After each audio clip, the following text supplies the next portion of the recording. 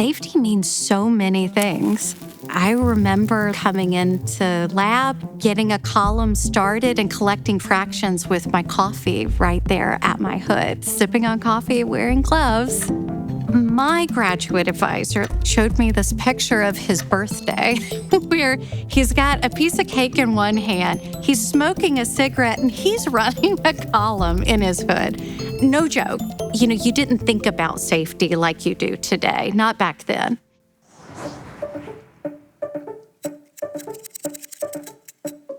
When we think about safety, let's say 150 years ago, well, it's hard to develop a safety protocol for something that you don't know the risk of. And I think a great example is Marie Curie and developing and studying and identifying radioactivity. At that point in time, she didn't know that that was something that was unsafe. It took years of research to understand that. And she ended up developing a very rare bone marrow disease. But it took scientists discovering and understanding for us to then develop safety around it. What stands out to me is the shift in safety. A lot of things happened at the same time. If something catastrophic happened 30 years ago, you wouldn't know about it unless it made it to CNN News.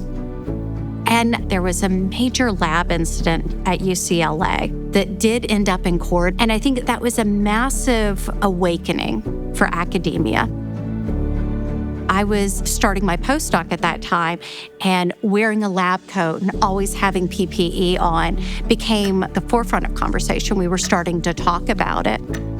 I started my career in pharma as a process chemist working in biocatalysis. Absolutely loved it. It was a phenomenal experience. You develop the muscle memory of safety is a part of work culture. It's a part of life. You literally just think about it as getting dressed for work.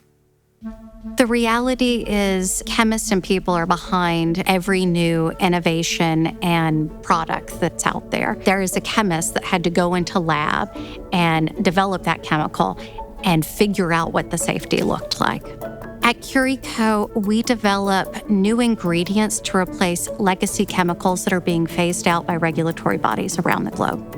I'm so glad to be a part of this revolution of a new wave of safer, cleaner chemistries that are going to propel the next 50 years. Chemistry is everything, and safety is at the core of how it's practiced every single day.